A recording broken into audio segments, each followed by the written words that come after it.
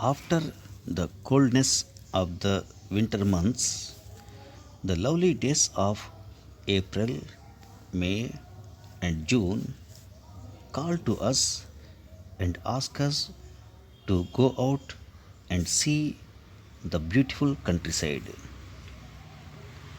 During the long winter, the countryside has been resting and waiting for the warmth of summer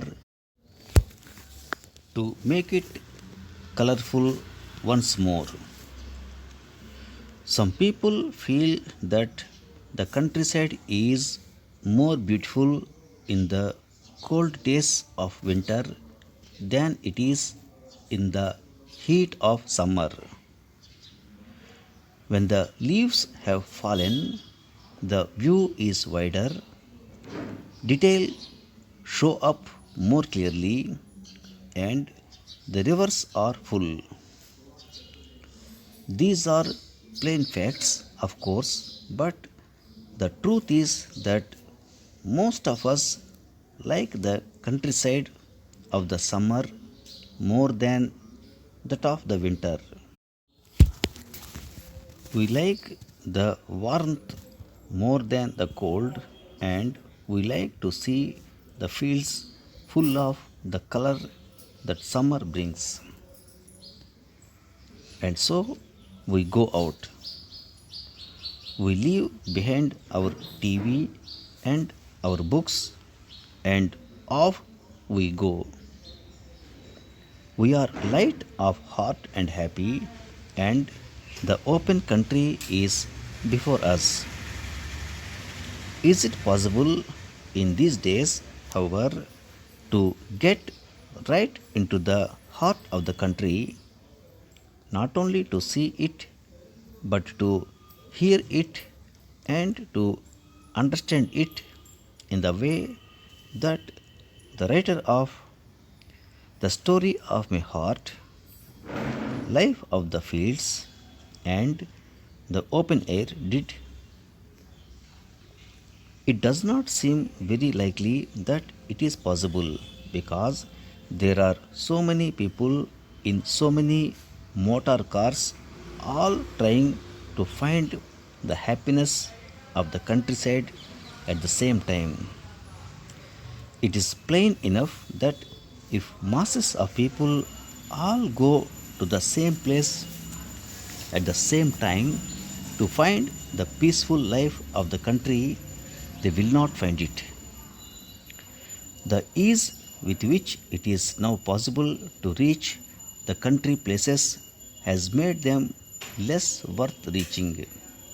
There is, I think, nothing that we can do about it.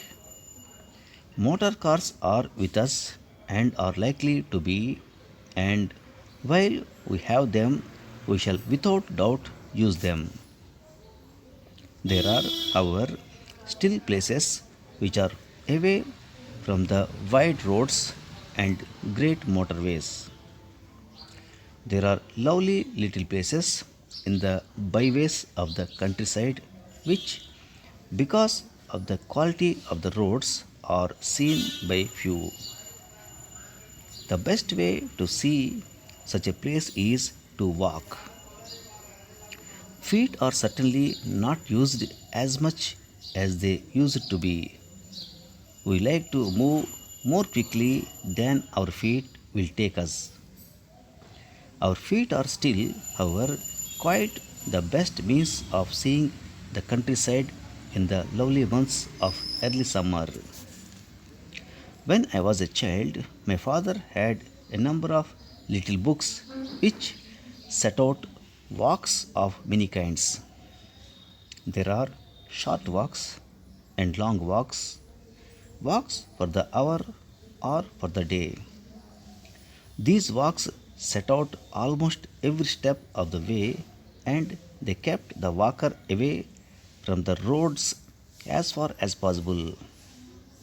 The landmarks were country buildings and farms and fields.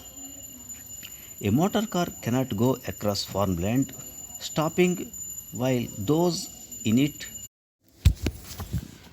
watch the animals or look at the growing plants, but the walker can, provided he keeps to certain parts and is careful.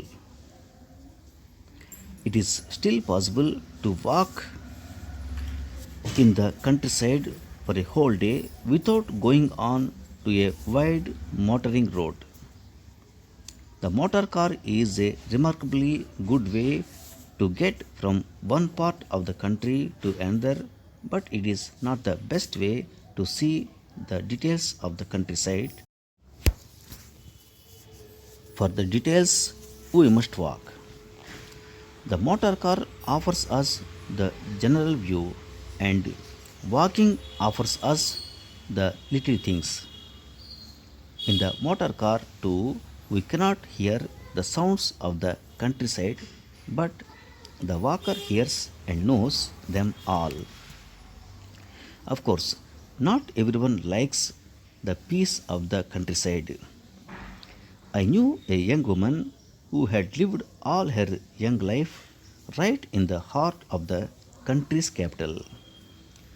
She had never been away and knew nothing whatever about either the seaside or the countryside. After a year or two in an office, however, she found that she had some money in hand and she heard the other office workers talking about where they were going for their leave in summer. This caused her to make up her mind to go away somewhere, and she went with a friend to a little seaside place well known for its peacefulness and the beautiful countryside round about it. She had booked a room for 2 weeks, but after half a week she was back in town. I thought you were away at the seaside, I said when I met her in the street. Oh, I could not stand it for another day, she said. There was just nothing to do. Thanks for listening.